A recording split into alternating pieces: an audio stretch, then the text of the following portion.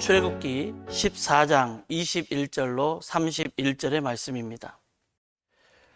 모세가 바다 위로 손을 내밀매 여호와께서 큰 동풍이 밤새도록 바닷물을 물러가게 하시니 물이 갈라져 바다가 마른 땅이 된지라.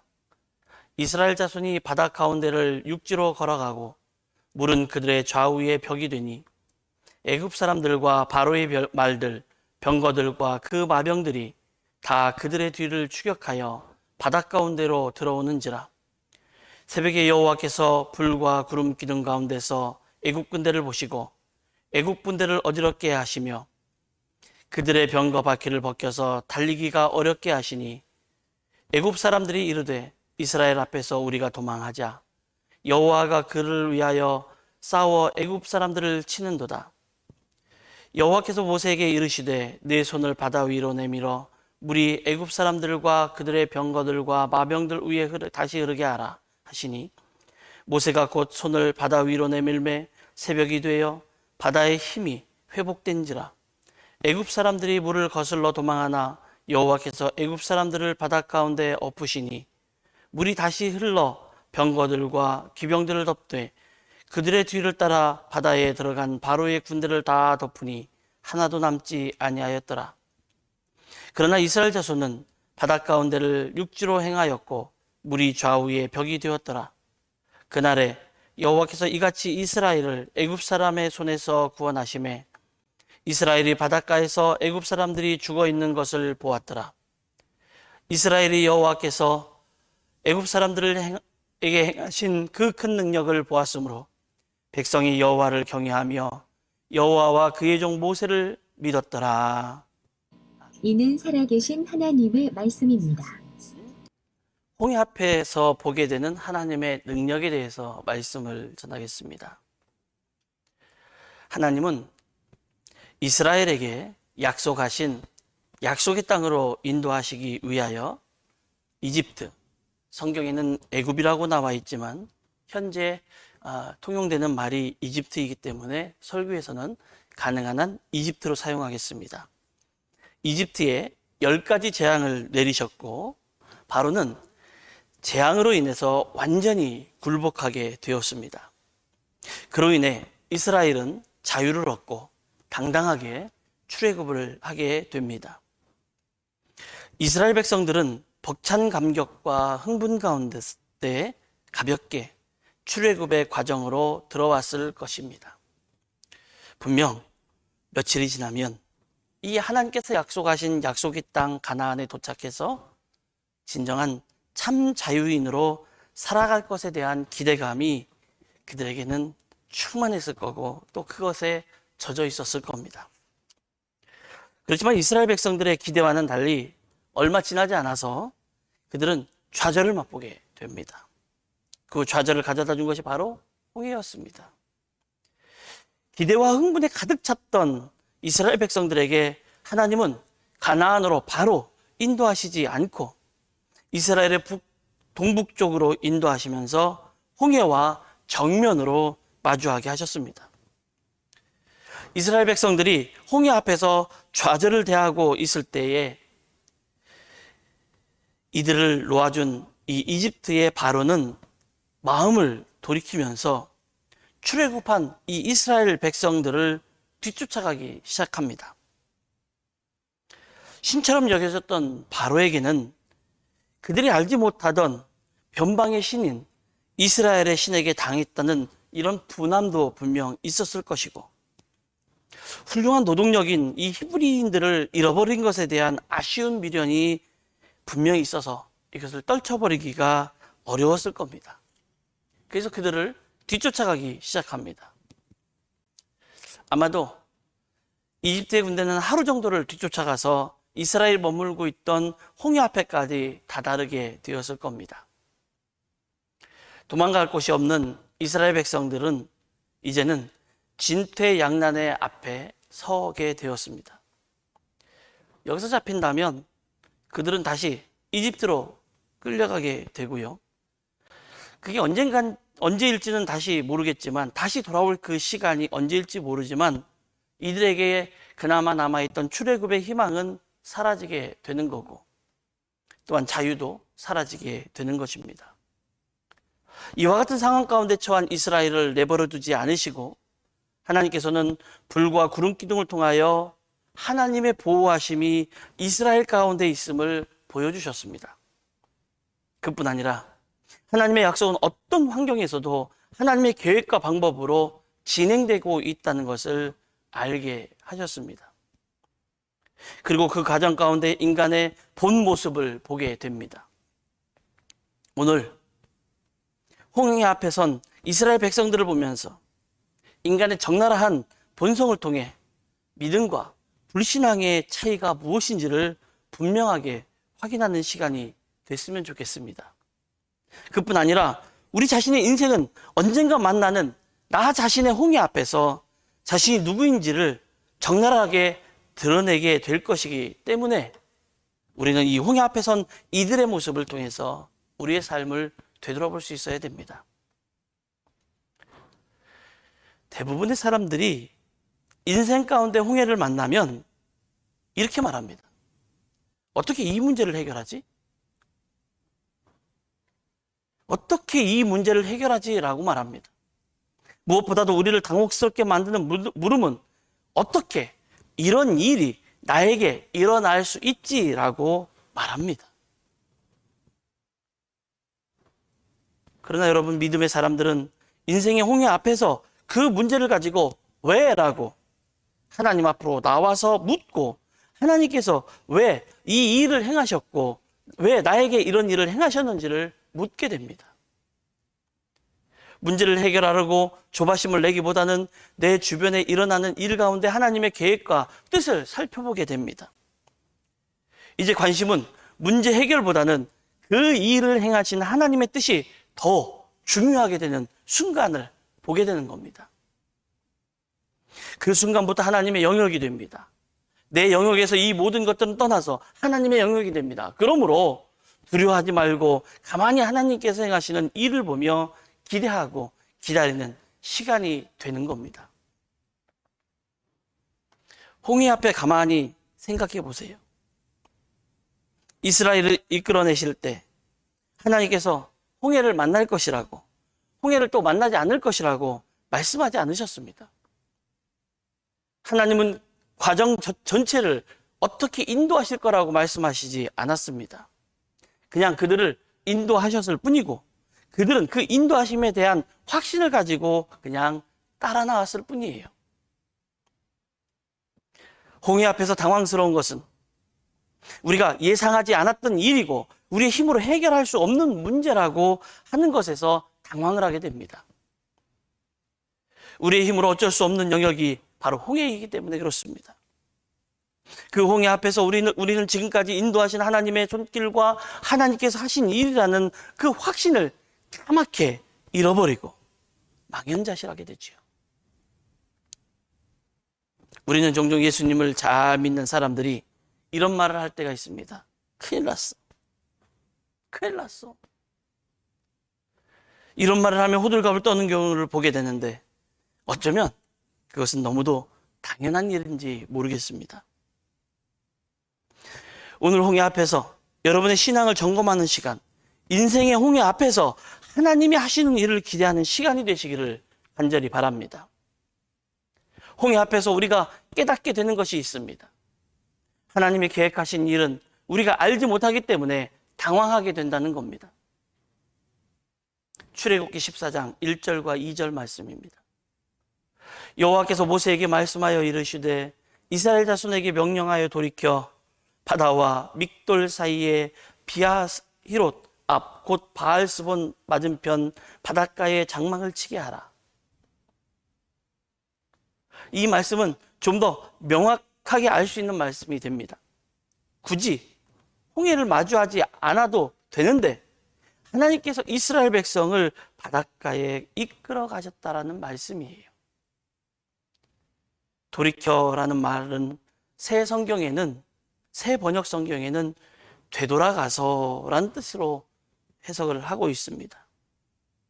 이 말은 무슨 말이냐면 현재 진행하고 있는 방향을 완전히 바꾸어서 되돌아가서 진을 치라는 얘기입니다.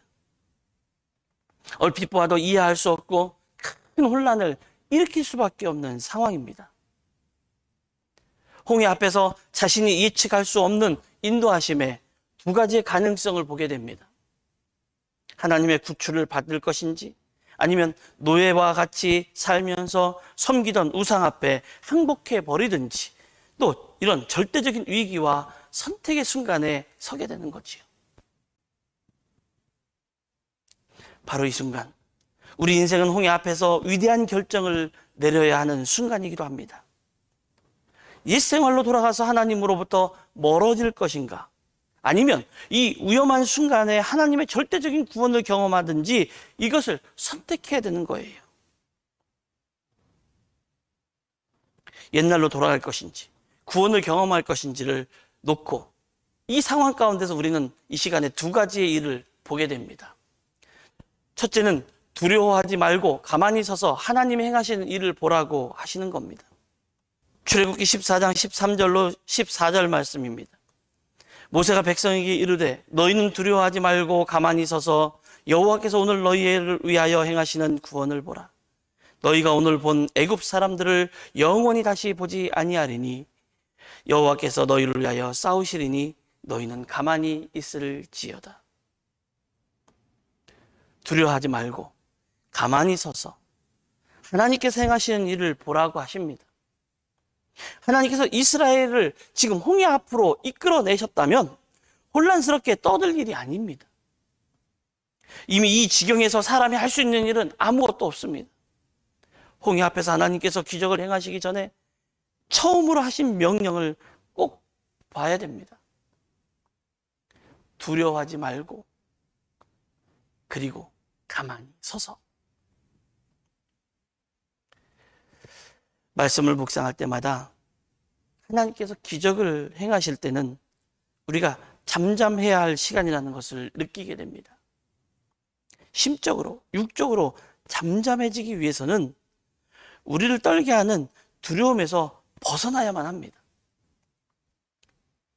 인간에게 가장 큰 약점은 너무 쉽게 두려움에 빠진다는 것입니다.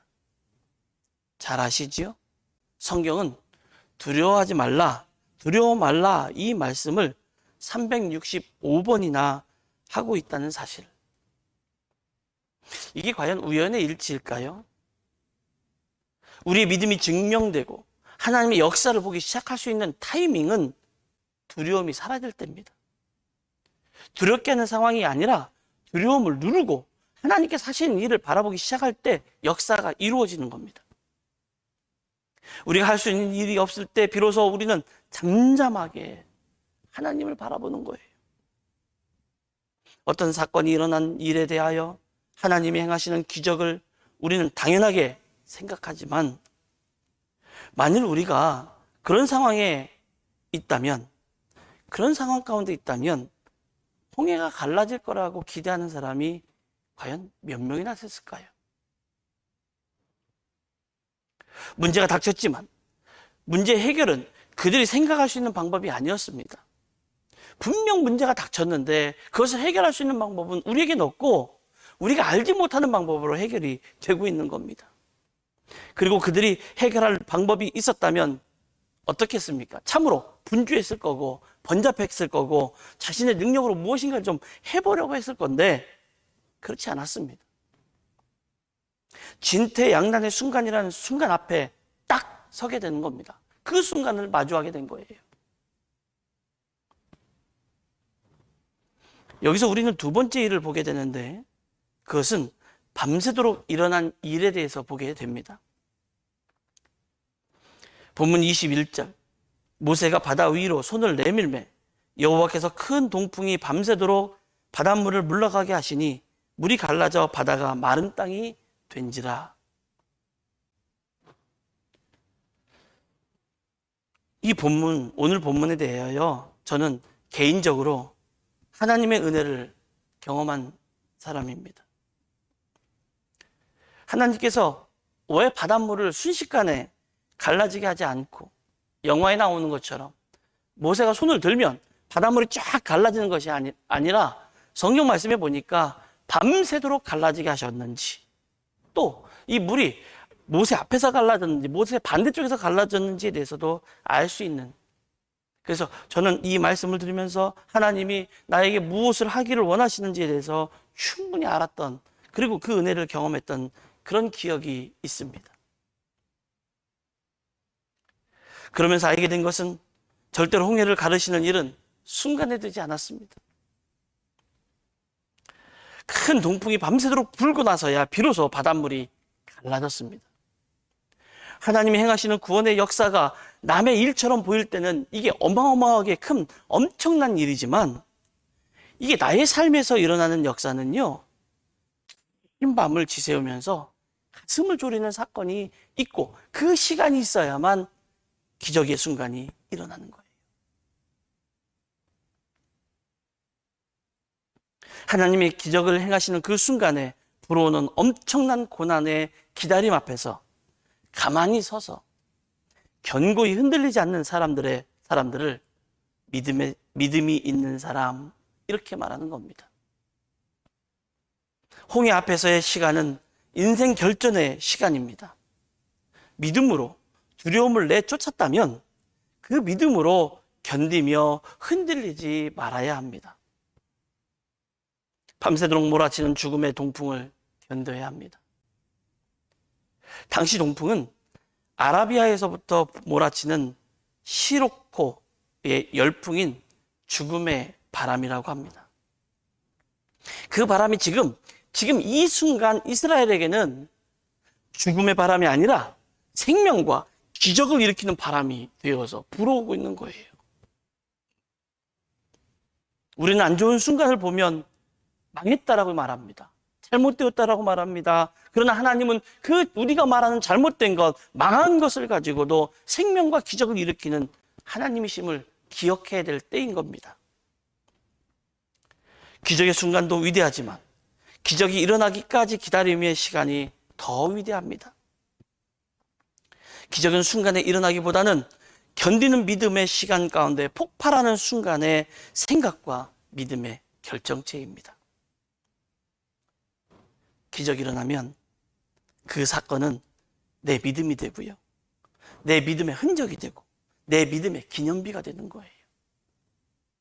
일생에 버릴 수 없는 것이 되고 잃어버릴 수 없는 게 되는 겁니다.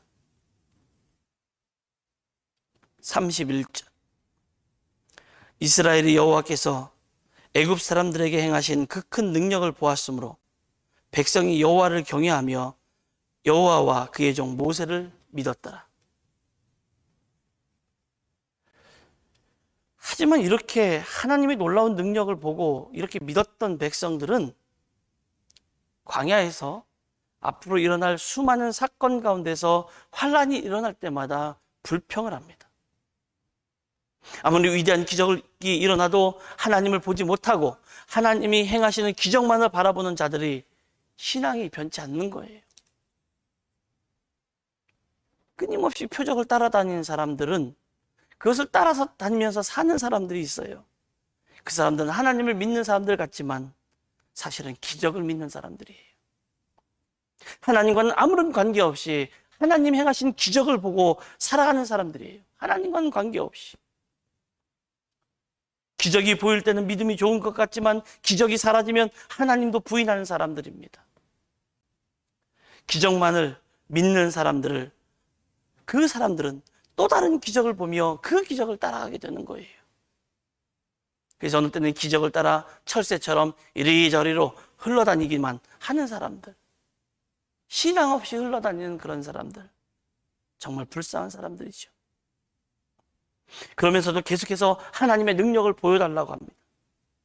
하지만 하나님의 능력이 아무리 계속돼도 변하지 않는 백성을 보면서 홍해 앞에서 우리가 하나님을 믿을 수 있는 것은 기적을 보았기 때문이 아닙니다.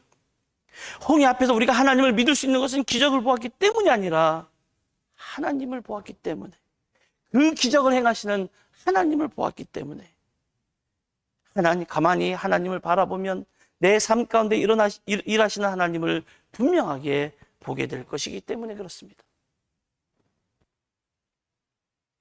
시편 91편 1절에 보면 지존자의 은밀한 곳에 거주하며 전능자의 그늘 아래에 사는 자여, 지존자의 은밀한 곳에 거주하며 전능자의 그늘 아래 사는 자여, 이렇게 말씀합니다. 자식은 부모의 그늘에 살고 아내와 남편은 그 서로가 서로의 그늘에 사는 것이 이 세상 사람들이 살아가는 삶의 방식인 것을 우리는 잘 알고 있습니다. 그러나 지존자의 은밀한 곳에 거하는 자로서 하나님 품 안에서 사는 사람은 전능하신 자의 그늘 아래 살게 되는 것입니다. 그 보호 아래 살게 되는 거죠. 기적이 있고 홍해가 갈라져서 이스라엘이 가나안에 들어간 것이 아닙니다. 가나안에 이르는 그 순간까지 지존자의 그늘에 거한 자만이, 하나님의 인도하심을 받은 자만이 들어갔던 곳이 가나안이에요. 홍해 앞에서 물이 갈라지는 기적을 보는 자가 복이 있는 게 아닙니다. 그 물을 가르시는 하나님의 능력을 보고 믿는 자가 복이 있는 거예요. 우리는 또 다른 기적을 기다리는 자가 아닙니다. 진존자이신 하나님과 동행하는 사람만이 복된 자인 것을 늘 기억하시면서 홍해 앞에서 보게 되는 하나님의 능력을 경험하는 이번 한 주가 되시기를 예수님의 이름으로 축원합니다.